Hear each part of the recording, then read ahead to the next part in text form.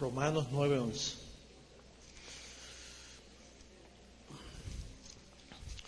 Yo no sé si tenemos visitas aquí por primera vez, pero si tenemos visitas, ¿sí? Tenemos muchas visitas, ¿sí? Por primera vez. ¿Cuántos están aquí por primera vez en un servicio de Creciendo en Gracia? Yo les felicito a todos ustedes que vinieron por primera vez.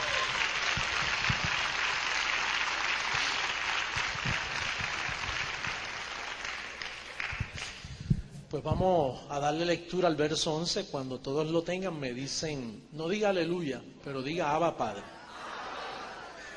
Y no que aleluya sea malo, aleluya es una palabra muy bíblica, pero está antes de la cruz. Ahora, después de la cruz no se dijo más aleluya. Pablo nunca dijo aleluya. Es más, ni los apóstoles de la circuncisión se atrevieron a decir eso. Porque aleluya significa una expresión de una persona que no tiene a Cristo en su corazón. O sea, una persona que dice aleluya está como David, que tenía sed de Dios. ¿Te recuerdas que David decía, mi alma tiene sed de Dios? ¿Hasta cuándo? ¿Hasta cuándo vendrás y me consolarás? Dios mío, no me des, no te alejes de mí. Ahí se podía decir aleluya, pero una persona que dice que está sentado juntamente con Cristo en lugares celestiales, decir aleluya, coge a un ángel, te puede dar un tapabocas. Si un ángel se manifiesta, te da un tapabocas y te puede romper hasta los dientes. Mira, muchacho, ¿cómo te atreves a decir aleluya estando ya sentado con Cristo en lugares celestiales? Así que diga Abba Padre, porque Abba Padre es que ya tú estás completo, que Cristo está morando en ti.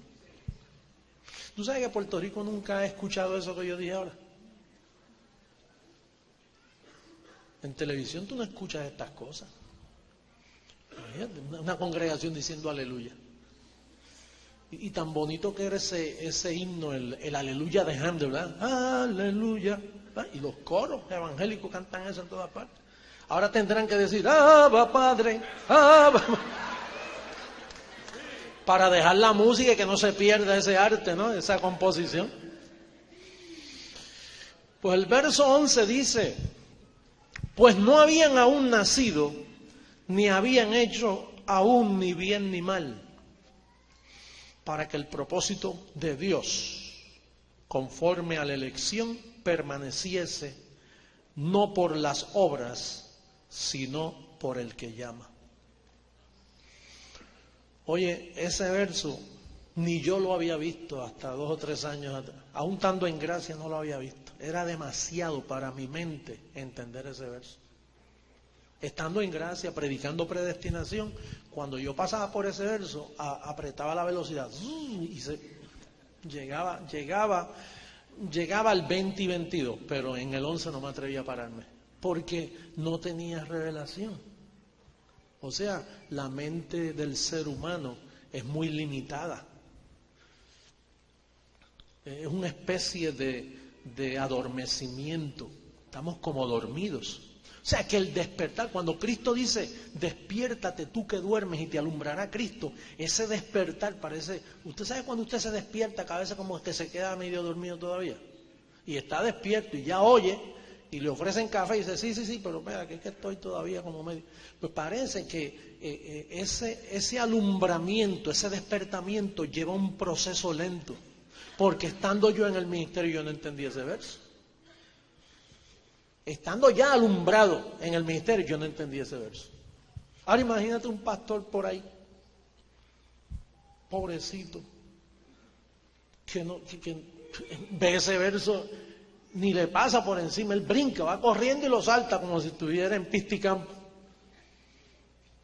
Igual que Efesios 1, 5 al 11. ¿Cómo un pastor puede detenerse? No se ve. Bueno, en 2000 años nadie vio nada. ¿Por qué? Porque Dios pone velos. Tú sabes que Dios quita velos y pone velos. Cuando tú te pones un poquito medio desobediente, Él viene y te tira un velo. Y tú ni lo notas y empiezas a dar tropiezos y tumbos y empiezas a perjudicar tu vida y te atrasas y todo te sale mal, porque es Dios quien te veló. Pero Dios también quita velos y a veces te alumbra y te alumbra de tal forma que tú dices, gracias Señor por haber entendido esto. Y entonces en ese verso dice ahí que el bebé está dentro de la barriga de la mamá y Dios decidió que es salvo y no ha nacido. Eso es lo que tú entiendes conmigo. ¿El bebé está dónde? Está en la barriga. Sí, porque dice que no habían nacido y no habían hecho ni bien ni mal para que el propósito de ¿quién? De Dios, conforme a qué? A la ley. Entonces, ¿dónde queda el libre albedrío ahí? Porque entonces, si es libre albedrío, que tú te salvas por tu iniciativa, entonces Dios no tiene propósito. Dios se queda sin propósito. No, pero... Y atiéndeme bien, todas las escuelas de interpretación, todos los concilios, todas las escuelas de enseñanza, seminarios, todos creen en el libre albedrío. Todos. Ellos no creen en el propósito de Dios. Ellos creen en el libre albedrío del hombre para ser salvo.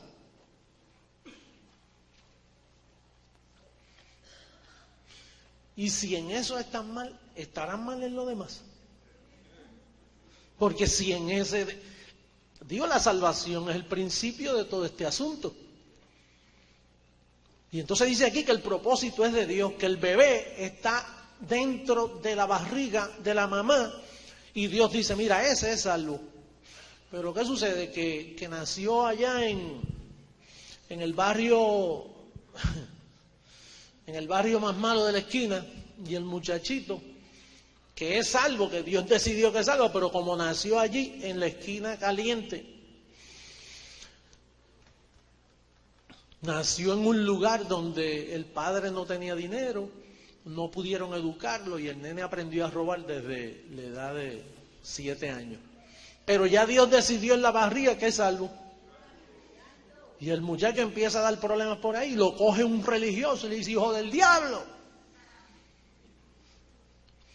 Y le llama hijo del diablo por su teología caída, por su teología falsa. Yo no me atrevo a llamar hijo del diablo. Usted no puede llamar hijo del diablo a nadie. Por más no habían hecho ni bien ni mal. Y con eso se atreven a creer que la salvación se pierde. ¿Dónde se va a perder si el muchacho está en la barriga y ya está salvo? Y están esperando que nazca para decirle, te puedes perder. ¿En qué cabeza cabe que una doctrina o una iglesia piense que la salvación se puede perder?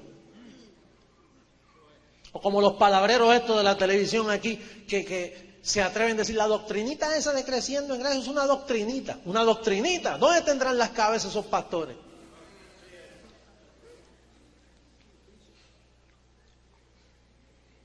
El Gille Ávila, el Jorge Rasky, el Foni, todos esos disparateros que lo que hacen es engañando al pueblo de Puerto Rico con mentiras, no se atreven a predicar.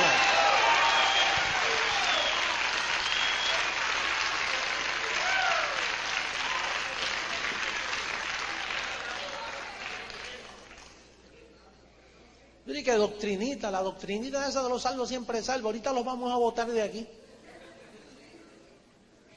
Cuando no saben que se están metiendo con Dios mismo. Se están metiendo con Dios mismo.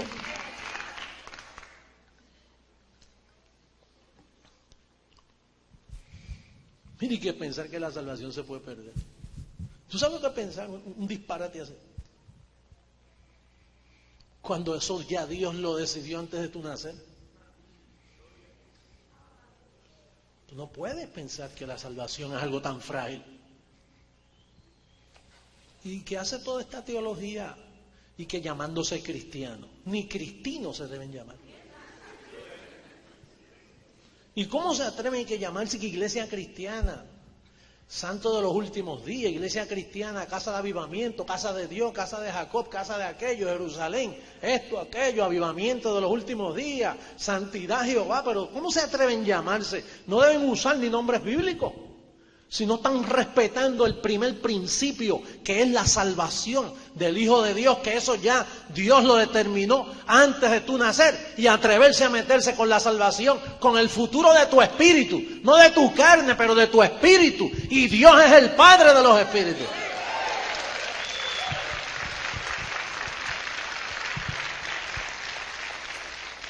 Es un atrevimiento. Eso es un atrevimiento. Y esto no es nada nuevo, porque yo conocí un teólogo que dijo, no, Pablo siempre se pensó que estaba loco y nunca fue respetado. Y se dice que la muerte de Esteban, hay gente que son atrevidos, cuando Pablo es el único que escribió el Evangelio. Si Pablo está loco, entonces no hay Evangelio, porque él es el único que escribió el Evangelio. El Evangelio se encuentra en 14 cartas. La Biblia tiene la Escritura, que son 39 libros. Luego tiene 5 libros de historia, que es Mateo, Marcos, Lucas, Juan y el libro de los Hechos. Historia. Y todos se contradicen. Entonces luego después quedan 2 evangelios, que lo dice Pablo, que hay 2 evangelios, a Pedro el de la circuncisión, a mí el de la incircuncisión. Y entonces el de la incircuncisión, que es el evangelio para nosotros los gentiles, tiene 14 libros, de Romanos a Hebreos. Y el de la circuncisión es de Santiago, Apocalipsis. 2 evangelios, uno falso, uno bueno. ¿Cuál tú quieres? El verdadero. Eso no te lo habían dicho. Este libro contiene eso, escritura, historia y 2 evangelios, uno falso y uno verdadero. Pero como el pueblo perece por falta de conocimiento, ellos cogen los 2 evangelios y se los comen como maná del cielo. Y los mueven así, hacen una mogollita y empiezan a comer todos los domingos de eso. Y eso es muerte en la olla. Y están todos embrujados en los púlpitos hablando disparate. Este domingo te dicen, hermano, tenemos un Dios poderoso, nada nos puede separar. Y el otro domingo, tenga cuidado que el diablo anda suelto. Y entonces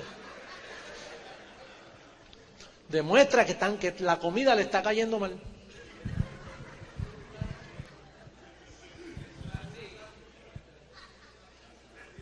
Se levanta el pastor contento porque esa semana le fue bien. Y te dice, hermano, qué salvación tan grande tenemos, ¿eh? Y la congregación, ¿sabe? El pastor está contento porque, oye, vino hoy, dice que nada nos puede separar del amor del Señor. Mirad cuán salvación tan grande os traigo, pero deja que tenga problemas en la semana el pastor, porque él no está sometido a un apostolado. A él no lo cubre nadie, él se cubre con libritos de esos de manantiales en el desierto y libritos que compra en la librería y los mensajes que dan por la televisión, y ya hacen otra mogolla más. De la mogolla que vieron por televisión hacen otra mogolla y fabricando mogollas, mogolleros.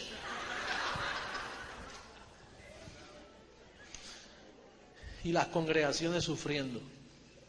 Y los padecimientos se dejan ver después, los resultados. Pero esta no es la primera vez que se dice eso de Romanos 9:11. Eso Jeremías lo había dicho hacía tiempo. Vamos a buscar Jeremías en la Escritura, capítulo 1, verso 5, que ya eso se había dicho.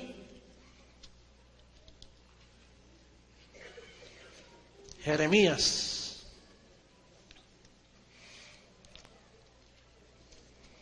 Ya se me olvidó de que eso queda después de Isaías, ¿verdad? Después de Isaías. ¿Sí? Pues yo siempre lo único que leo Isaías porque ese es el profeta predilecto del apóstol Pablo. Pero Jeremías también habló. Capítulo 1, mira verso 5. Bueno, el verso 4 dice, ¿lo tienen todos?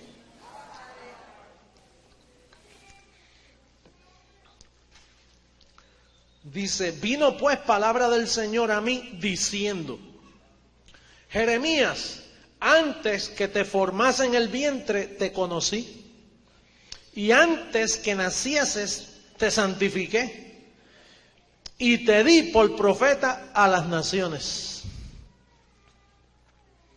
3 cosas, mira, Jeremías, antes que te formase, ya yo estaba a cargo, y ya había decidido conocerte. A los que antes conoció, ¿a estos qué? Romanos 8:29, a los que antes conoció, yo te conocí. Y luego también te santifiqué. Y decidí que ibas a ser profeta. Por eso, aquí usted no puede hacer nada, porque Él ya lo decidió todo antes de tu nacer. ¿Qué clase de Dios tenemos? Un Dios que tiene todo ya preordenado, preorganizado. Él no tiene que hacer más planes. Y tú sabes qué, que cuando tú conoces el carácter de Dios, se te mete también ese carácter. Bueno, esto está ya fríamente calculado. Hasta el chapulín tiene más revelación que esos pastores.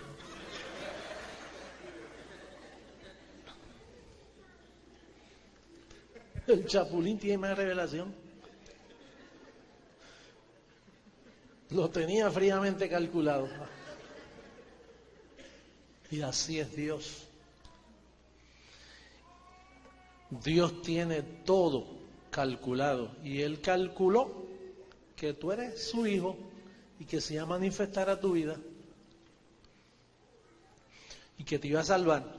Y a los que son pastores, pues ya también lo tenía ordenado. Nadie se hace pastor. Hay un libro por ahí que el sistema promueve donde dice, un discípulo no nace, un discípulo se hace. En otras palabras, que él sabe hacer discípulos. Hay gente que hacen discípulos. No, yo trabajo en el discipulado de... Yo hago discípulos. Yo hago discípulos, yo hago pastores. En mi iglesia yo preparé. En mi iglesia tenemos un estudio bíblico especial donde preparamos.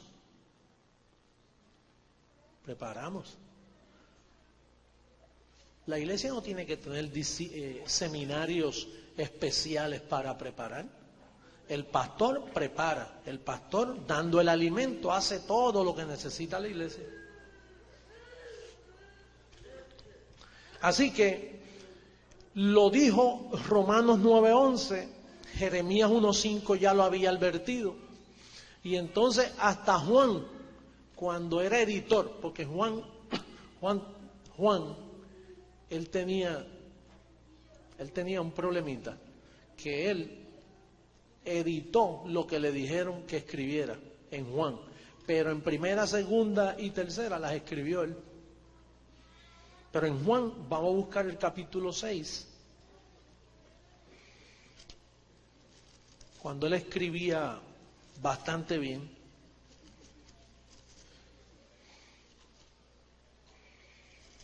Capítulo 6.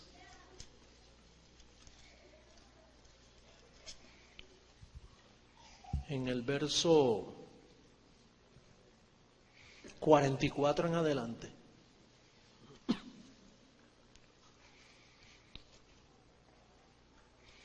Dice, ¿lo tienen todos?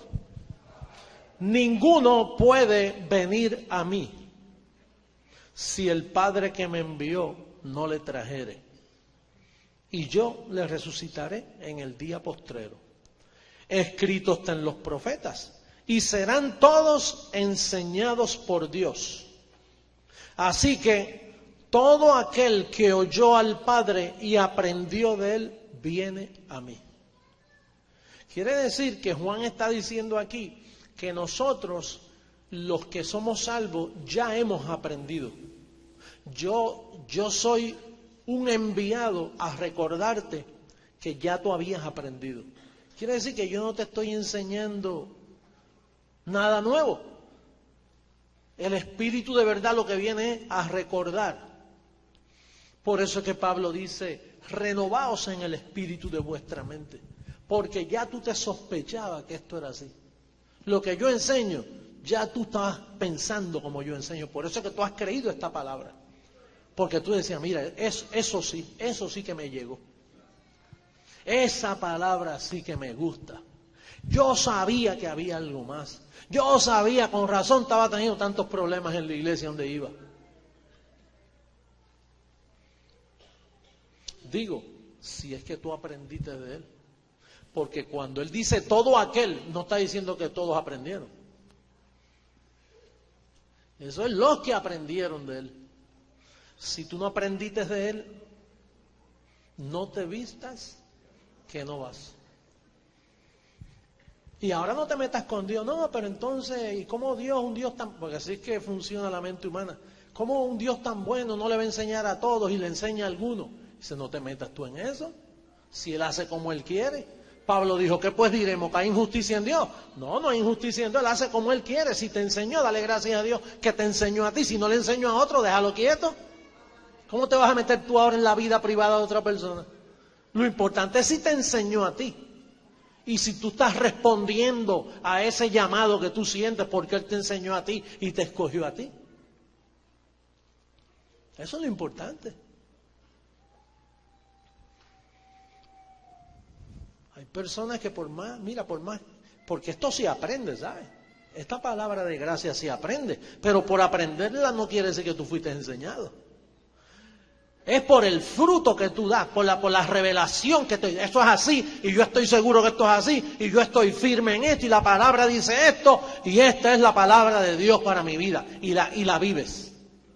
Por estar creciendo en gracia, no, aquí viene de todo. El reino de los cielos es como un hombre que fue a pescar y tiró una red y cogió un montón de peces, y después en la orilla empezó a... Este pez no va, este es el que va, este no sirve, este... Lo dice... Lo dice ahí en las parábolas que Cristo dijo. Lo importante es si te conoció a ti. ¿Te conoció a ti?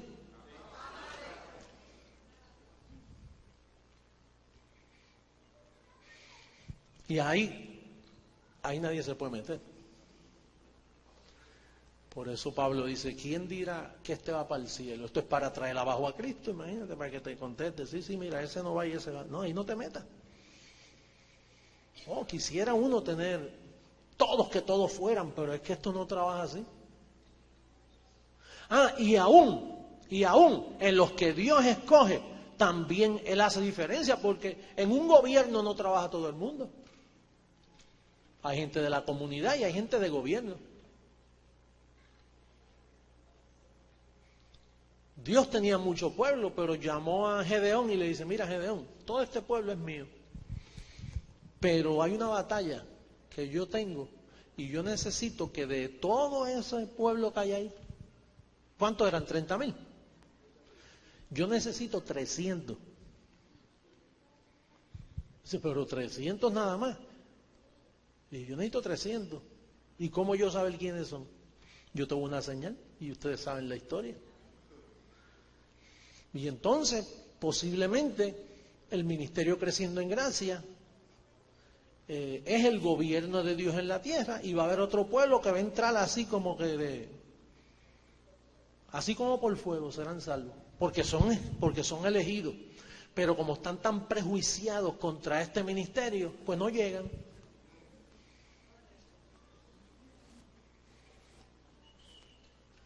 Algo pasó que dejó de venir. Situaciones, hay problemas, aquí en la tierra hay problemas, y se alejan y no gobiernan, no reinan, están salvos sin reinar.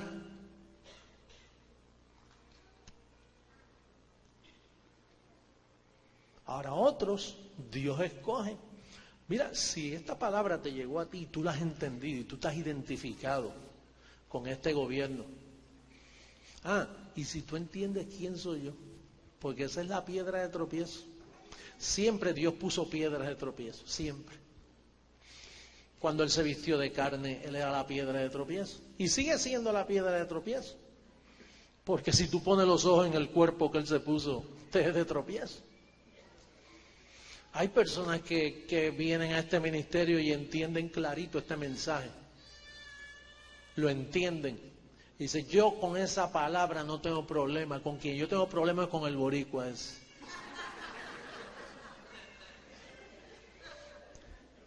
Y que someterme al boricua es cuando yo hablo mejor español que él. Él no sabe ni hablar bien el español. ¿Cómo me voy a someter a él? Cuando yo tengo más educación, yo tengo un doctorado en tal y él no estudió. Y entonces yo puedo elaborar un mensaje mejor que él. Pero como dicen que hay que estar sometido a él, entonces yo todos mis talentos tengo que enterrarlo para repetir lo que el boricua dice. Eso es una piedra de tropiezo. Muchachos, ¿tú sabes lo que es eso? Gente inteligente. Gente educada. Nosotros tenemos doctores, tenemos gente bien educada, pero que son educados, pero son humildes y se han sometido. Pero hay otros que no soportan. Dice, ¿cómo yo me voy a someter a él?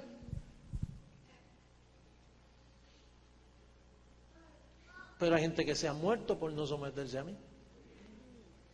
Hay gente que han dicho, no, mejor me quedo en casa. Pues no han leído, no han aprendido el mensaje, le vino una enfermedad, se la tragaron, no habían ángeles sirviendo y se murió. Y se fue con el doctorado para el cielo. Idiosincrasia, cada país tiene su cosa. Aquí hablamos buen español. Ya está. Bueno, yo creo que yo hablo buen español porque hay 22 naciones que me han entendido, imagínate. ¿Verdad que sí? Suena bien la trompeta. Ah. Después que suene bien. ¿Ah? Oye, por amor a las visitas, como el tiempo está avanzando, vamos a leer la segunda carta a Timoteo. Porque Timoteo no escribió, es a Timoteo. No es segunda de Timoteo, es segunda a Timoteo.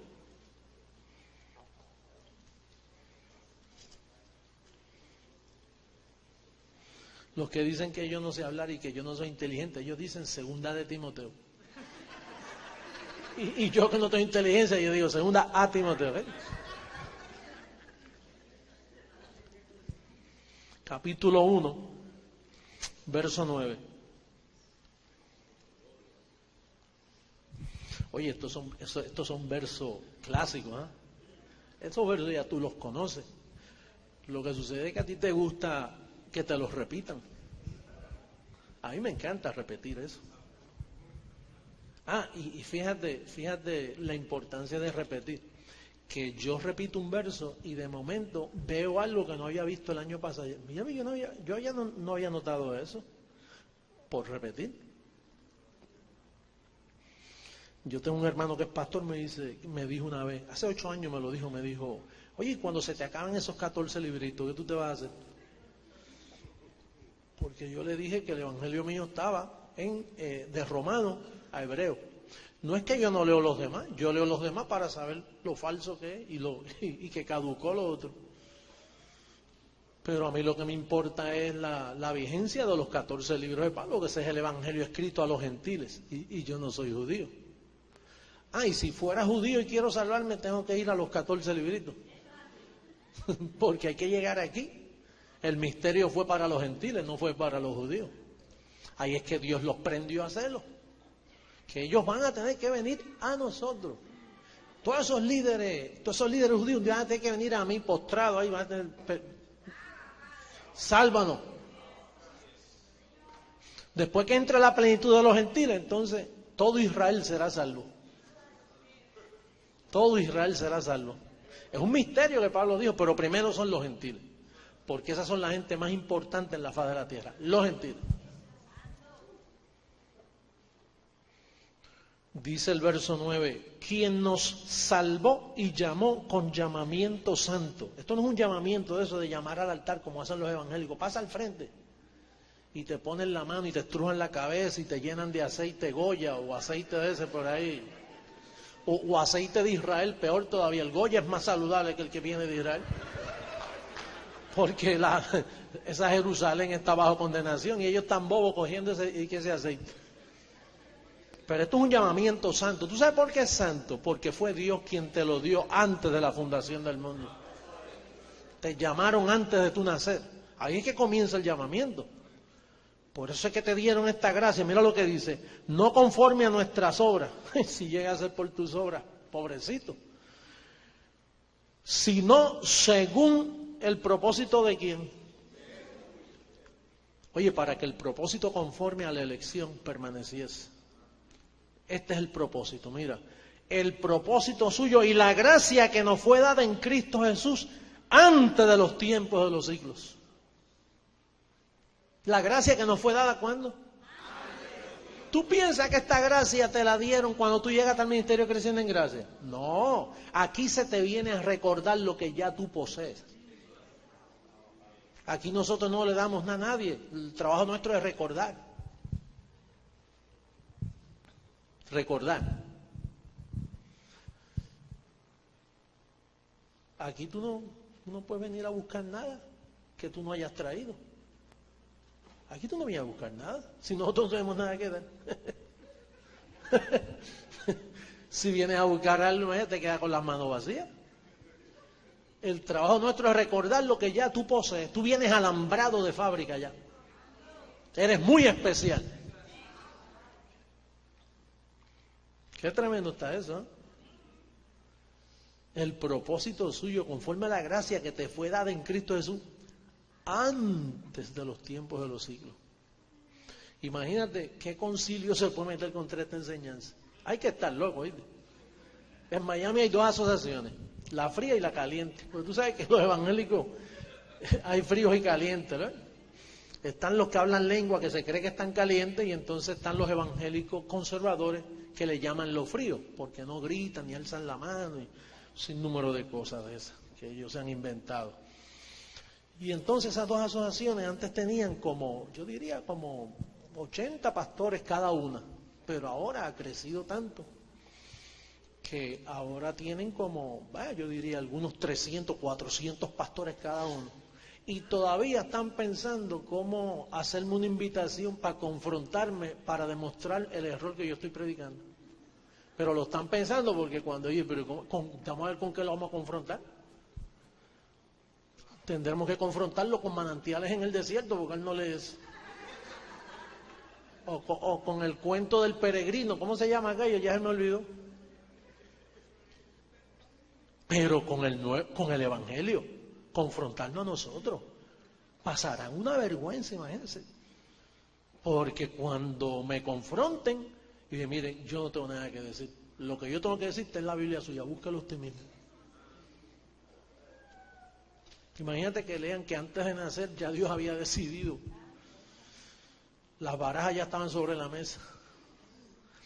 Te estaban cortando el ombligo y ya las barajas estaban tiradas. Mira, esto se definió ya.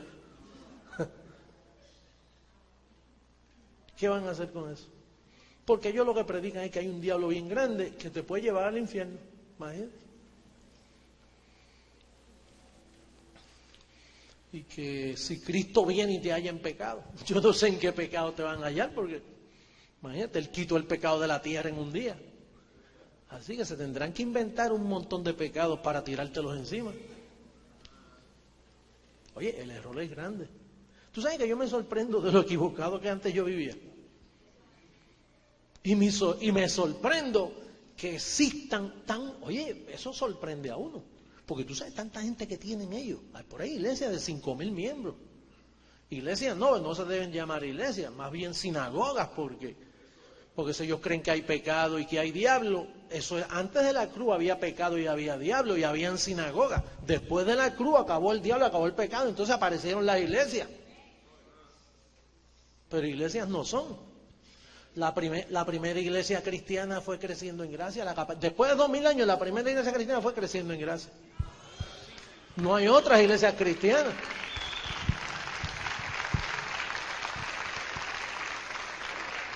Porque como una iglesia se puede llamar iglesia cristiana de los últimos tiempos. Y creemos en que hay un diablo, creemos que hay pecado, creemos que hay demonios. Pues no se llame cristiana entonces, porque cristianismo significa que Él en la cruz derrotó al diablo, quitó el pecado de la tierra y hizo perfecto para siempre a los santificados, que somos tú y yo. Eso es cristianismo. Fuera de eso no hay cristianismo. Oye, iglesia, ¿tú me estás oyendo? Pero tú estás comprendiéndome bien. Porque si no, yo no soy el edificador. Soy un falso edificador. Si yo no te estoy edificando, yo no soy el otro, yo no soy el apóstol y no soy el que está edificando la iglesia. Y no soy el consolador, porque no estoy consolando. Entonces yo soy mentiroso. Y fíjate, y lo fácil que es descubrir si yo soy un mentiroso. Simplemente y llanamente, lo que yo digo no está en el fundamento que Pablo dejó, y ahí descubriste mi falsedad. Pero si lo que yo digo está en el fundamento de Pablo, entonces tú puedes estar tranquilo que vas bien. Y no estás en una secta falsa. Estás en la verdad. la verdad del auténtico y genuino evangelio que Pablo nos dejó, que hasta ahora nadie había predicado. Que haya escogido un puertorriqueño como yo, eso yo todavía no lo entiendo ni lo entenderé. Que me lo haya, porque esa es la otra de los tropiezos. ¿Y cómo? ¿Cuál es el apellido de él? Douglas, Reverend Douglas. Ah, sí, no, Hamilton, pero de Jesús. ¿Y se llama cómo, José Luis? Nada. ¿Cómo tú te vas a comer ese paquete, chico? Pero el contenido del paquete es... ¿Ah? Vamos a buscar la segunda carta. Oye, de Jesús, ¿verdad? Qué raro. De Jesús después de la cruz. Eso, mira para allá. Segunda carta a los Corintios, capítulo 1. Vamos a buscarlo, a ver.